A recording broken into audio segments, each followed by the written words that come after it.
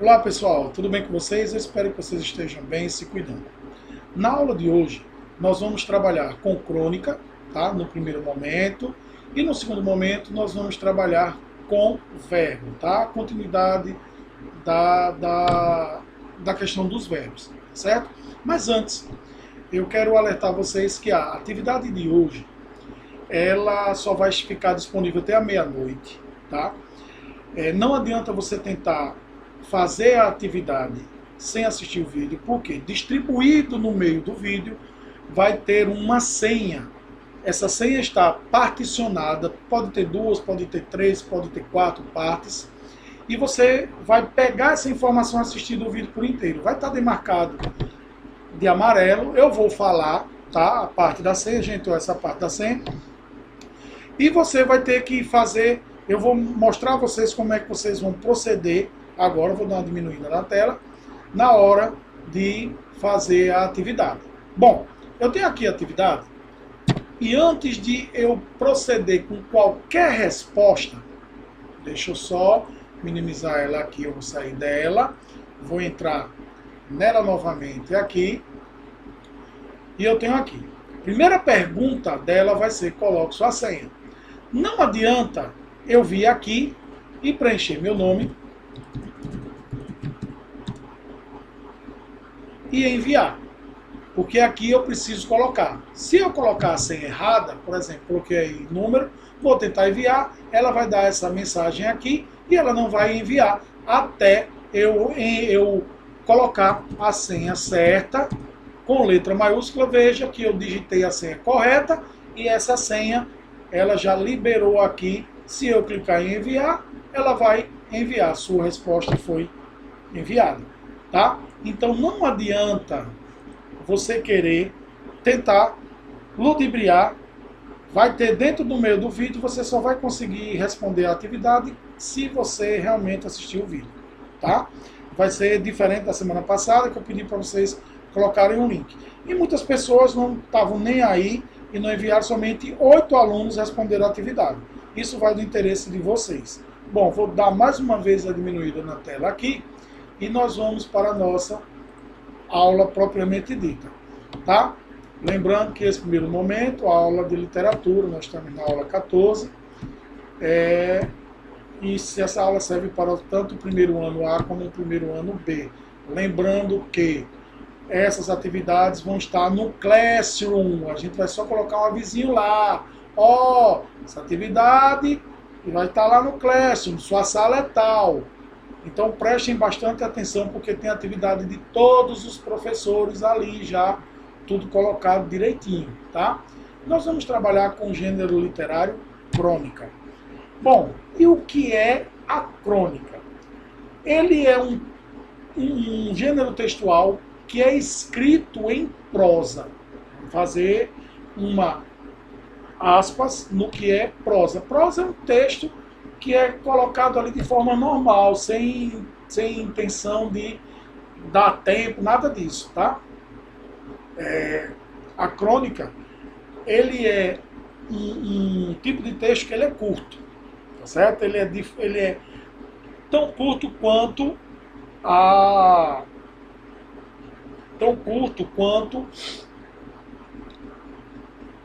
o conto, tá certo? Bom, e ele é produzido geralmente para, por exemplo, em jornais, em revistas, para inserir em algum meio de comunicação, tá certo? Além de ser um texto curto, ele possui uma vida curta também. Porque ele é um texto muito direcionado a algum acontecimento que ocorreu nesse momento, nesse dia, ou em 2 dias, 3 dias. Por exemplo, a crônica, vou falar, por exemplo, dessa CPI. Quando essa CPI que o presidente está sofrendo terminar, os textos escritos sobre ela vão perder um pouco da validade, porque em seguida já vem outra coisa na história e tal.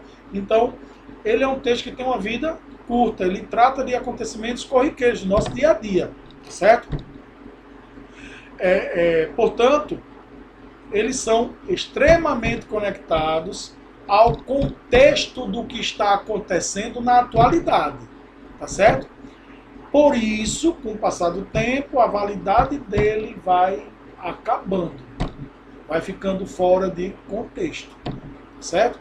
Uma das características, a crônica, ela tem uma série de características, tá? São 5 características.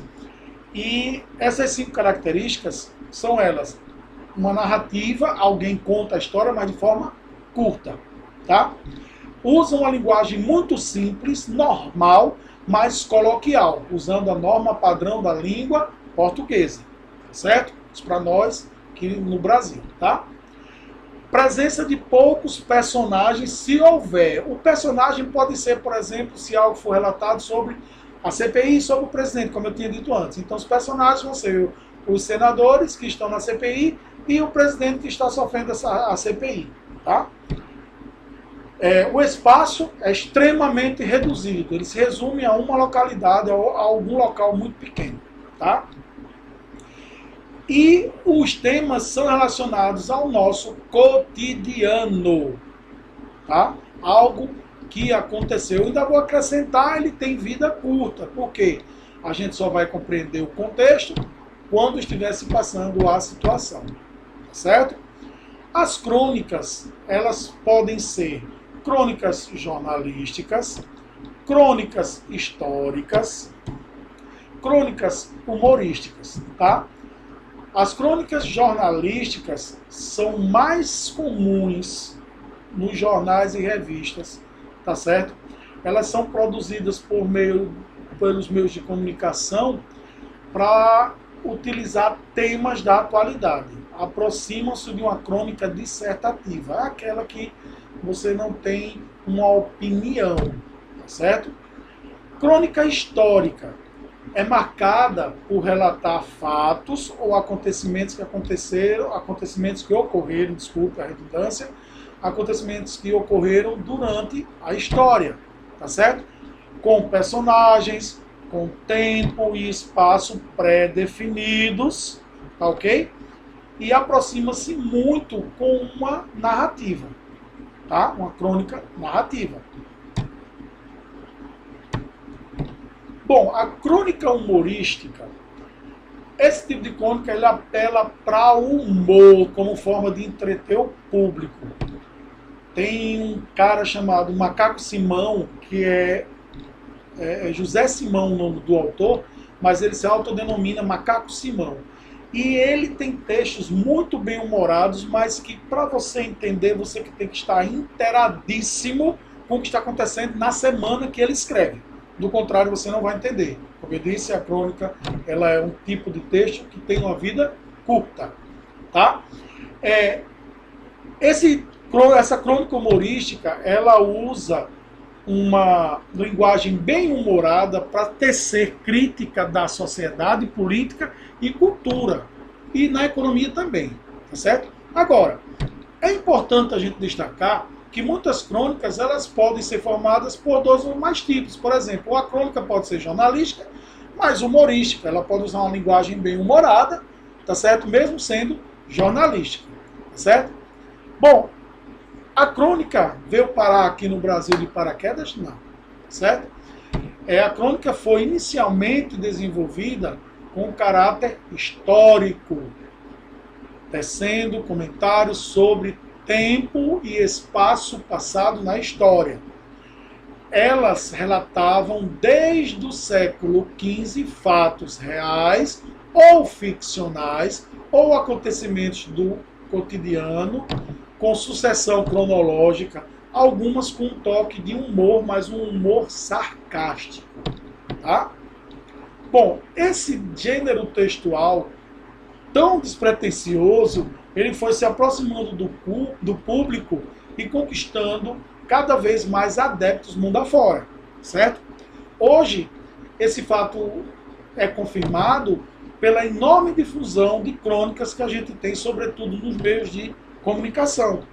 No Brasil, a crônica tornou-se um estilo textual bem difundido desde a publicação dos folhetins em meados do século XIX, E alguns escritores brasileiros que se destacam foram Machado de Assis, Carlos Drummond de Andrade, Rubem Braga, Luiz Fernando Veríssimo, Fernando Sabino, Carlos Heitor Coni, Caio Fernando Abreu, tá? E a gente tem, o Rubem Braga tem até uma crônica dele muito legal, num livro que eu tenho, que se chama Nascer no Cairo, Ser Fêmea do Cupim. Ele é um texto que fala de forma muito bem humorada sobre o que importa para alguém que nessa vida, se você sabe o significado de quem nasce no Cairo. Quem nasce em Caruaru é caruaruense. Quem nasce no Cairo, cairano, cairense, ninguém sabe. E o que isso vai interferir na tua vida? Então ele faz uma crítica muito bem humorada sobre esse tipo de texto, tá? Sobre esse tema. Bom, agora nós vamos para a segunda parte da nossa aula, ok? Vamos falar dos verbos regulares, verbos irregulares, verbos defectivos e verbos ou verbos abundantes, tá certo? Bom, verbos regulares. Como é que a gente pode caracterizar o verbo regular? Primeiro a gente tem que lembrar que o verbo ele é a palavra que mais sofre flexão na língua portuguesa, tá certo? Ele sofre flexão de número, flexão de pessoa, flexão de tempo e modo, tá? Bom, a flexão de número, ela vai dizer se são singular, ou se é plural. Flexão de pessoa, se o verbo está na primeira, segunda ou terceira pessoa. A flexão de tempo, se ele está no tempo presente, tempo passado ou pretérito ou futuro. E no modo, se for indicativo, aquela ação que realmente ou aconteceu, ou acontece, ou acontecerá de certeza. Os verbos que estão no modo subjuntivo, aquilo que iria acontecer no passado, no presente ou no futuro é hipotético. Pode acontecer, mas também pode não acontecer. E a gente tem o modo imperativo, que é aquele que manda, ordena, faça, compre, ganhe, tá?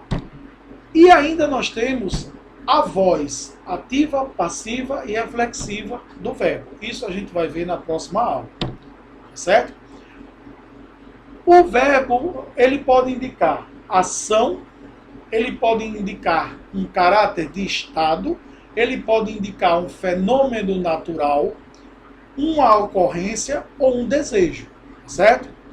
Bom, os verbos eles são divididos em três grupos, tá certo? Esses três grupos são chamados de conjugações.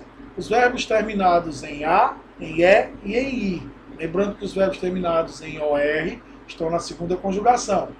Para cada conjugação, há um indicativo de forma verbal a ser considerada, tá certo? Se forem os regulares. E isso é uma relação que o verbo estabelece com os paradigmas que classificam o verbo em regular ou irregular, defectivo ou abundante. Gente, ó, a primeira parte da senha está escrito o nome primeiro, tá? Primeiro. No final você vai somar com os outros nomes que vierem e escrever em caixa alta, tá certo? Do jeito que está aí, aqui em amarelo. Vai escrever em caixa alta e preencher lá junto, sem espaço lá no nosso espaço no Forms, tá bom? Vamos seguindo. Os verbos regulares. São considerados verbos regulares o que obedecem uma maneira precisa na conjugação. Por exemplo, eles mantêm o seu radical, tá? Expliquei na outra aula que o radical ele é aquela parte que não altera nem na conjugação do presente, nem do passado, nem do futuro, nem do pretérito, nem do futuro. Então aqui eu tenho a conjugação do verbo estudar no presente, no pretérito imperfeito, no pretérito perfeito, no pretérito mais que perfeito, no futuro do presente e no futuro do pretérito.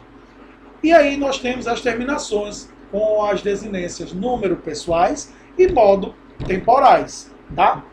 Por exemplo, no presente, eu estudo, tu estudas, ele estuda, nós estudamos, vós estudais, ele estuda. No futuro do pretérito, eu estudaria, tu estudarias, ele estudaria. Nós estudaríamos, vós estudarias, eles estudariam. Então vejam que mantém-se aí o radical estude, E-S-T-U-D. E o restante se mantém da mesma forma.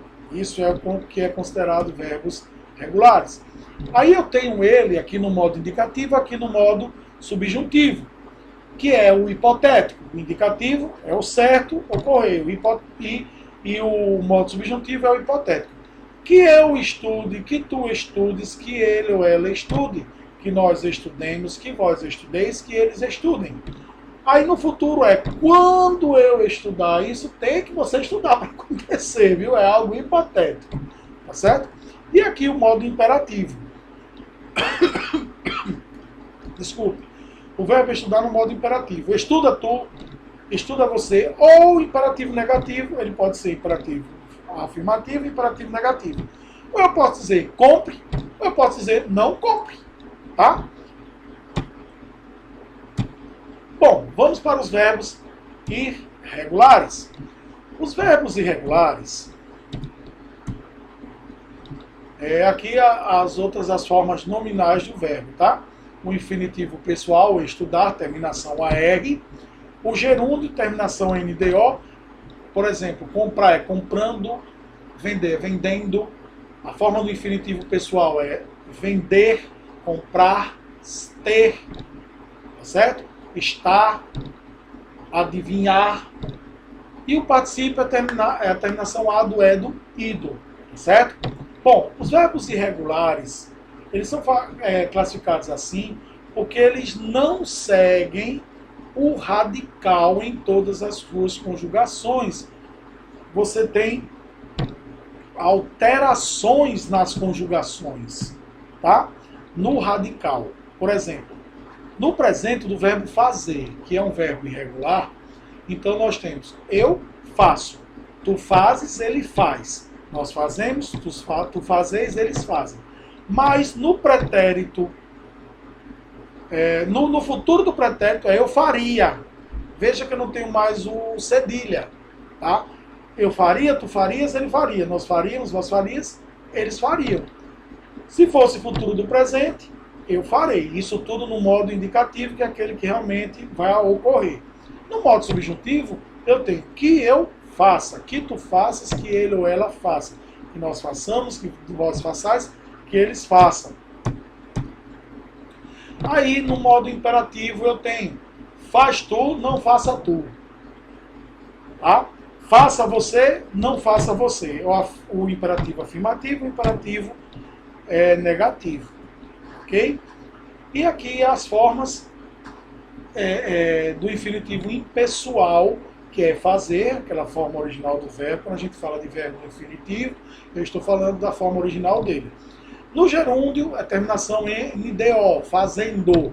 E no particípio, terminação A do é do ido. No caso do verbo fazer, como ele é irregular, o infinitivo é impessoal, e aí é feito. Particípio não é fazido, tá? Como nos outros verbos, terminação A do é do ido. Aí a gente tem uma alteração, é feito, ok? Bom, nós temos também os verbos que nós chamamos de anômalos. Os verbos anômalos são os verbos irregulares. São verbos irregulares que são eles o ser e vir, que apresentam muitas alterações no radical e em suas conjugações. Tá certo? Olha aí, gente, a segunda parte da senha, ano. Então a gente teve primeiro, ano, você vai somar, vai criar uma palavra só,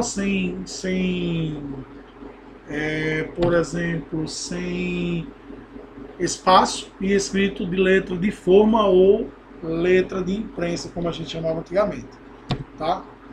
E aí estão as referências bibliográficas, tá certo? Você vai fazer a mesma coisa, você vai somar todas as partes da senha de acesso, coloque sem espaço, com letra maiúscula, no local indicado da atividade. Lá em cima, que eu já mostrei no início do vídeo. Por exemplo, se a senha fosse babado, eu vou somar, formar a palavra babado e eu coloco lá em cima. Tá certo? Eu espero que vocês tenham gostado da aula de hoje.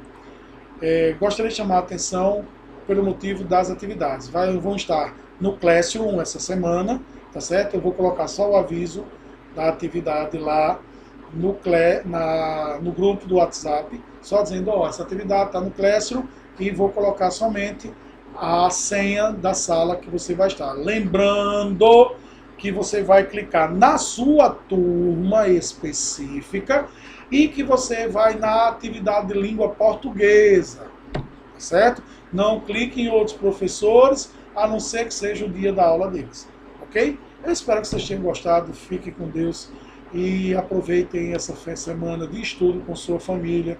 Cuide-se, máscara, álcool, e vamos aguardar a vacinação de todo mundo. Eu espero em Deus que isso aconteça. Tchau, até a próxima.